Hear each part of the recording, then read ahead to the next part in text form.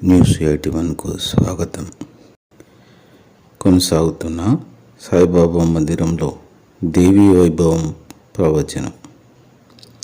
జైత్యాల జిల్లా కేంద్రంలోని బైపాస్ రోడ్డులో గల శ్రీ షిరిడి సాయిబాబా మందిరంలో ప్రముఖ పౌరాణిక వేద పండితులు, పురాణ బ్రహ్మ బిరుదాంకితులు సభాపతి బ్రహ్మశ్రీ తిగుల విశ్వశర్మ గారిచే జరుగుతున్న దేవీ వైభవం ప్రవచనం ఈనాటితో 3వ రోజుకు చేరుకుంది. కాగా ఈరోజు ముఖ్య అతిథిగా హాజరైన MLC Jeevan Reddy, municipal chairperson Adavala Jyothi లక్ష్మణులు ప్రత్యేక పూజలు జరిపి అమ్మవారికి టెంకాయ కొట్టి దేవి వైభవం ప్రవచన కార్యక్రమం శ్రద్ధగా విన్నారు. ఆలయ అర్చకులు వేనయ్య, భక్త మార్కండేయ అర్చకులు శ్రీనివాస్ శర్మ టెంకాయ సమర్పించారు. ఈనాటి ప్రవచనంలో త్రిమూర్తులకు దేవి దర్శనం, త్రిమూర్తుల స్తుతి, దేవి తత్వోపదేశం, ధ్రువసంధి చరిత్ర ఘట్టాలను విశ్వశర్మ గారు కళ్ళ కట్టినట్టు చెబుతుంటే శ్రోతలు తన్మయత్వంతో ప్రవచనాలు విన్నారు. ఈనాటి ఈ కార్యక్రమంలో ఆలయ అధ్యక్షులు డాక్టర్ సతీష్ కుమార్, నిర్వాహకులు మార లక్ష్మీనారాయణ, మార రాజేశం, మార కైలాసంలతో పాటు సామాజిక కార్యకర్త తావుటి రామచంద్రం తదితరులు పాల్గొన్నారు. తెలిసిన వారికి జీవన గమ్యము భాగ్యము నీ పాదము, నా జీవన గమ్యము భాగ్యము నీ పాదము, నా గానము నా ప్రాణము సర్వము, నా గానము నా ప్రాణము సర్వము, వరకుని చేరేది శ్రీమాత పాదము, శరణన్న వారికి శరణము నీ పాదము.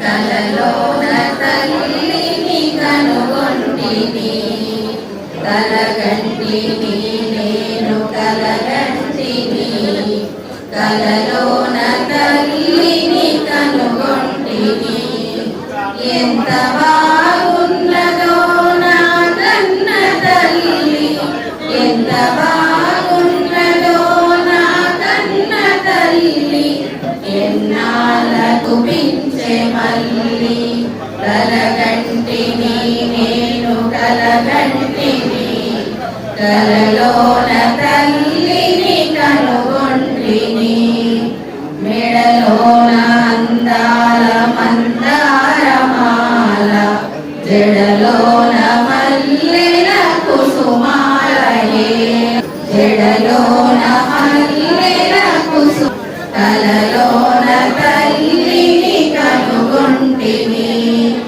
ఆమోములో వెలుగు శుకీం ఉపనిషదుజ్జాలకేలికలకంఠీం ఆగమ విపినమయూరీం ఆర్యాం అంతర్విభావయే గౌరీ. జనార్దన కృష్ణ జనార్దన కృష్ణ హరే, కృష్ణ జనార్దన కృష్ణ జనార్దన కృష్ణ జనార్దన కృష్ణ హరే, అవ్యయ మాధవ అంత వివర్జిత అబ్దిసుతా ప్రియకాంత హరే, కృష్ణ జనార్దన కృష్ణ జనార్దన కృష్ణ జనార్దన కృష్ణ హరే, అశరశాశర ఆది వివర్జిత ఆత్మజ్ఞాన సదా హరే, కృష్ణ జనార్దన కృష్ణ జనార్దన కృష్ణ జనార్దన కృష్ణ హరే, సంసార సాగరే మగ్నం సాగరే భద్రం మాముద్ధర మాముద్ధర కృపామయే కృపామయే. అఖిలాండ కోటి బ్రహ్మాండ నాయకుడైన పరబ్రహ్మ స్వరూపమై ఆది గురువై అందరినీ సర్వార్గంలో రూపధరో భూత్వా సర్వేషాం హింసితప్రదః అని తనంతట తానై ఎన్నో అవతారాలు ఎత్తి ఆ అవతారాలలో పరమ గురు స్వరూపంగా భక్తుల యొక్క మనస్సును చంచల పరచకుండా సన్మానే ఒక్కొక్క సమయంలో ఒక్కొక్క అవతారంగా ఎత్తి రాక్షసులు చేసేటువంటి ఒక బీభత్సాన్ని తుడమార్చి అందరినీ ధర్మ మార్గం వైపు ఎలా నడిపిందో తెలిపేదే అమ్మవారి యొక్క దివ్య లీలా వైభవం. అయితే కూర్చున్న వాళ్ళందరికీ దేవి వైభవం అంటే తపస్సు చేసిన వాళ్ళు, యజ్ఞం చేసిన వాళ్ళు కనిపిస్తున్నారు, కానీ అసలు దేవి ఎట్లా ఉంటుంది అనేది మనకు కనిపించడం లేదు. మరి దేవి కనిపిస్తే చూసేంత శక్తి కూడా మనకు లేదు. అటువంటి శక్తి లేదు కనుక నేనే అనుకున్నాం, మధ్యాహ్నం 12 గంటలకు గ్రీష్మ ఋతులో ఉండేటువంటి ఒక్క సూర్యుడిని చూడడమే మన శక్తికి సరిపోదు. అటువంటిది కోటి సూర్య సమప్రభమైనటువంటి జగన్మాత కనుక మన ముందు అవతరిస్తే ఆ అవతారాన్ని చూసేటువంటి దివ్య శక్తి మనకు లేదు కనుక కేవలం ఆ శక్తి ప్రసరణ, సూర్యుడి యొక్క కిరణాలు మన పైన పడితే మన శరీరంలో ఉండేటువంటి రుగ్మతలు ఎట్లా దూరం అవుతున్నాయో, అమ్మవారి యొక్క దివ్య లీలా వైభవంలో వచ్చే దివ్య లీలలో ఉండేటువంటి విభూతి ఒక్కటి వేణువు మనకు తాకిన మన తరాలు ధరిస్తాయని, మనం మంచి మార్గంలో ఉంటామని 18 పురాణాలలో ఉండేటువంటి సారాంశం ఒక్కటే ఉంటుంది. మనందరికీ తెలుసు. ఇక్కడ విన్న వాళ్ళందరం సుమారు ఒక్కొక్క పురాణాన్ని 3 సార్లు 4 సార్లు విని ఉంటారు. వాటిలో ఉండేటువంటి సారాంశం ధర్మాన్ని పట్టుకోండి. ధర్మో రక్షతి రక్షిత. మనం ధర్మంగా ఉంటే మనను ధర్మం కాపాడుతుంది. అటువంటి ధర్మాన్ని విడిచిపెట్టకుండా సన్మార్గంలో పయనించాలి అని తెలపడానికి అమ్మ ఎన్నో లీలా విభూతుల్ని చేసింది. ఆ విభూతులు చెప్పుకునేటువంటి అదృష్టం, నేనే అదృష్టం కలికాలంలో ఎంతో మంది ఉన్నప్పటికీ మనకు దొరికేటువంటి భాగ్యం ఇక్కడ కలిగింది. ఆ అమ్మవారి యొక్క వైభవ లహరి ఎంత ఉంటుంది, ఎవరెవరు మురుకలు వేసినారనేది నిన్న మొన్న మనం కొద్దిగా చెప్పుకొని ఉన్నాం. సాక్షాత్తు శ్రీకృష్ణ పరమాత్ముడే నీలాపనిద్దలు పడితే ఆ నీలాపనిద్దల నుంచి బయటపడడానికి అమ్మవారి ఆరాధన దేవకీ వసుదేవులు చేస్తే జాంబవతిని కన్యామణిగా తెచ్చుకున్నాడు అని. అట్లాగే నిన్నటి రోజున భగవంతుని యొక్క తత్వం ఏ విధంగా ఉంటుంది, సాక్షాత్తు దేవ్యై నమః. ఓం దేవ్యై నమః. ఓం శ్రీ లలితా దేవ్యై నమః. ఓం శ్రీ లలితా దేవ్యై నమః. ఓం శ్రీతా దేవ్యై నమః.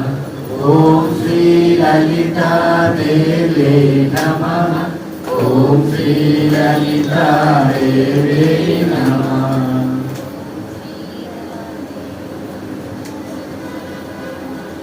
పోతున్నాడు, నిద్రలోకి వెళ్ళిపోయినాడు.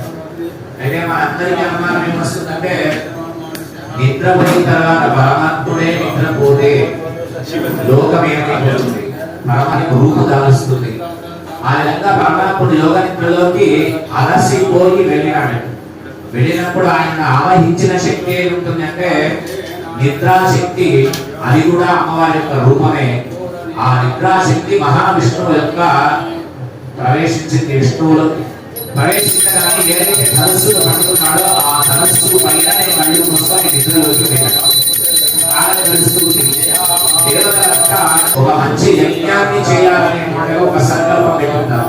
ఇక్కడ 5 రోజులు అమ్మవారి యొక్క దేవి వైభవాన్ని వినాలని మనం ఎట్లాగైతే అనుకున్నామో కలిగిందో దేవతలందరికీ అదే విధంగా కలిగింది. కలగానే బ్రహ్మదేవుడు శివుడు ఇద్దరు కలిసి ఓ యజ్ఞం జరగాలి అంటే యజ్ఞో యజ్ఞపతి యజ్వ యజ్ఞాంగో యజ్ఞవాహన యజ్ఞభృత్ యజ్ఞకృతి యజ్ఞి. ఆ యజ్ఞంలో హవిస్సులు పరమాత్ముడు స్థితికారకుడైనటువంటి పక్షు గురువు కావచ్చు. నేను ఇంతకాలం ఒక కార్యక్రమాన్ని చేసి అలసిపోయి ఉన్నాను కనుక ఈ అలసట తీరే వరకు లేపకు అని తాను చెప్పినప్పుడు మాత్రం ఈ నియమం వర్తిస్తుందట. ఒక అమైండ్మెంట్ ఇచ్చినాడు మనకు శాస్త్రం. బ్రహ్మదేవుడు నిద్రించేవాడు ఎన్ని సంవత్సరాల నుంచి నిద్రపోతున్నాడు, 10,000 సంవత్సరాలు యుద్ధం చేసినాడు. వీటిని మనం లేపితే కనుక బ్రహ్మహత్యా దోషం మనకు కలుగుతుంది. మరి దోషం కలగకుండా ఉండాలి, పరమాత్ముడు నిద్రలో నుంచి లేవాలి. ఎట్లా సాధ్యమవుతుందని బాగా ఆలోచించినాడు బ్రహ్మదేవుడు. ఆయన సృష్టికారకుడు కనుక ఒక చిన్న మమ్రిని అంటే అందరి ఇళ్లలో ఇవాళ మన ఇళ్లలో కూడా ఉంది. అది బ్రహ్మదేవుడు సృష్టించింది చెద పురుగు. అది ఇంట్లో ఉండేటువంటి చెద పురుగు ఒక్క ఇంట్లోనే ఉండదు, మన మెదట్లో కూడా ఉంటుంది. పక్క వాళ్ళు బాగుపడుతుంటే చూడలేని చెద పురుగు కొంతమంది మెదట్లో ఉంటుంది. పక్క వాళ్ళు శ్రీమంతులు అవుతే ఆ శ్రీమంతం మాకు దొరకలేదనే చెద ఒకటి ఉంటుంది. ఇస్తులు హోమకుండంలో కాకుండా పక్కకు ఏవైతే పడిపోతాయో ఆ పక్కకు పడ్డటువంటి ఆవిర్భాగం మొత్తం కూడా నీరే అని చెప్పినారు. మళ్ళా ఒకసారి మనకు భయము అనుమానము రెండు ఉంటాయి. మనం ఎన్నోసార్లు హోమం చేయడానికి ఓ పూజ దగ్గర మనం కూర్చుని అడుగుతున్నాయమ్మా, అది ఎంత పాదాలు తాగినటువంటి మట్టిలో నుంచి ఏదైతే వస్తుందో అది మనం తీసుకుంటున్నాం. సాక్షాత్తు విష్ణుమూర్తి యొక్క తలకు అంటించినారు. అంటించేసరికి ప్రాణ ప్రతిష్ఠ జరిగింది. ప్రాణ ప్రతిష్ఠ జరగగానే సాక్షాత్తు విష్ణుమూర్తిని తీసుకొని వెళ్ళి యజ్ఞాన్ని పూర్తి చేస్తున్నారు దేవతలు. ఇది అమ్మ యొక్క వైభవం. ఆ అమ్మ వైభవాన్ని విన్నారు. విన్న తర్వాత సూత మహామునికి అడుగుతున్నారు, అయ్యా ఎన్ని కథలు ఉన్నాయి, మరి ఈ కథలో హయవదనుని ప్రార్థన చేస్తూ బ్రహ్మదేవుడు ఒక మాట చెప్పినాడు. అది ఏం మాట? బ్రహ్మదేవుడు చెప్పిన మాట ఏమిటి అంటే, మధువు కొట్టి చంపినాడు అని చెప్పినావు. అసలు ఆ మధుకైటపులు ఎవరు ఎట్లా ఉద్భవించినారు అంటే దానికి చెప్తున్నాడు సూత మహాముని. పూర్వకాలంలో ఒకనాడు మహాప్రళయము జరిగింది. అందరికీ తెలుసు, ప్రళయం జరిగిన తర్వాత ఏముంటుంది? ఏమీ ఉండదు. కేవలం కొన్ని భగవంతుడి యొక్క శక్తులు భూమిపైన మళ్ళీ అవతరించి సనాతన ధర్మం నిలబడానికి, మనుషులంతా పుట్టిన వాళ్ళంతా ధర్మ మార్గంలో నడవడానికి కొన్ని క్షేత్రాలు ఉంటాయి. ఆ క్షేత్రాలు మట్టుకు భగవంతుడి యొక్క ఆదిని భూమిపైన పెట్టివేస్తాడు. అట్లా ఒకనాడు మహాప్రళయం జరిగింది. ఆ మహాప్రళయము జరిగినప్పుడు సముద్రంలో ప్రళయంలో అన్ని మునిగిపోయినాయి. కేవలం ఒక్క జనార్దనుడు పరమాత్మ మట్టుకు మనం కథలు విన్నా మనకు వచ్చేది కూడా నిద్ర. ఎక్కడి నుంచి ప్రారంభమవుతుందట అంటే రెండు చెప్తారు. ఆవలింతలకు అన్నదమ్ములు లేరు, తుమ్ములకు తమ్ములు లేరు అని. ఆవలింత ఒక్కళ్ళకు వస్తే వాళ్ళ పక్క వాళ్ళకు వెంటనే వస్తుంది. దానికి అంటే మొదటిసారి వచ్చిందో అదే పడి ఏమైపోయింది? రెండు భాగాలుగా విడిపోయింది. రెండు శరీరాలు వచ్చినాయి. భీకరంగా ఒక్కసారి వాళ్ళకు శరీరం రాగానే ఆ సముద్రంలోనే వాళ్ళు ఉద్భవించిన తర్వాత అనిపించిందట, కాలం గడుస్తుంది, ఇంత పెద్దవాళ్ళమైనా, పెద్దవాళ్ళమైన తర్వాత మనం ఎట్లా పుట్టినాం, మనం పుట్టడానికి కలిగినటువంటి కారణం ఏమిటి, అసలు ఈ నీళ్లలో ఈ నీళ్లు దీనికి ఆధారము ఏది? ఆదేయము లేకుండా ఆధారము ఉండదు కనుక ఏది ఆధారం, దీన్ని కనుక్కుందామని చెప్పేసి చర్చించుకొని ఏ నిశ్చయానికి రాకపోతే అప్పుడు అంటున్నాడు కైటభుడు అనేటువంటి వాడు చెప్తున్నాడు, ఇది మనము నీళ్లలో ఎవరో ఆమెనే మనను సృజింపజేసింది. మనం ఇక్కడ ఉండడానికి ఈ నీళ్లు ఆధారము, ఈ సముద్రం మొత్తం కూడా ఆ శక్తి వల్లనే ఆధారపడి ఉంది కనుక ఆ శక్తి, ఆ శబ్దమే ఒక అక్షరము బీజాక్షరంగా వినిపిస్తే అదే బీజాక్షరాన్ని ఈ మధు కైటబులు అనే వాళ్ళిద్దరూ కూడా తపస్సు చేసుకుంటున్నారు. కాలం గడిచింది 1000 సంవత్సరాలు. గడిచేసరికి వరకు దేవతలు ప్రార్థన చేస్తే కనిపించలే జగన్మాత. కానీ మధు కైటబులకి మాత్రం అమ్మవారు కనిపించింది.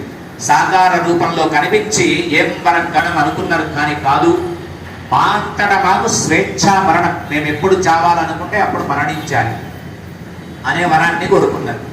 కోరుకోగానే తథాస్తోంది జగన్మాత. అన్న తర్వాత ఇంకేముంది వీళ్ళకి, ఒకసారి మనం బతుకుదామని తెలిసిన తర్వాత ఎన్ని పడితే అన్ని మనమేమో మంచివాళ్ళం కనుక భగవంతుడి పైన ప్రేమ మనకుంది కనుక చూపిస్తే మనలో ఏం ప్రారంభం అవుతుందంటే ఆశ మొదలవుతుంది. మళ్ళీ ఓ పరమాత్ముడు తప్ప మనకి ఎవరు ఇచ్చినాడని అప్పుడు మళ్ళోగా వైరాగ్యం ఉంటుంది. ఇన్ని రోజులు పూజ చేసినందుకే ఈ ఫలితం అయినా మనకు దక్కింది.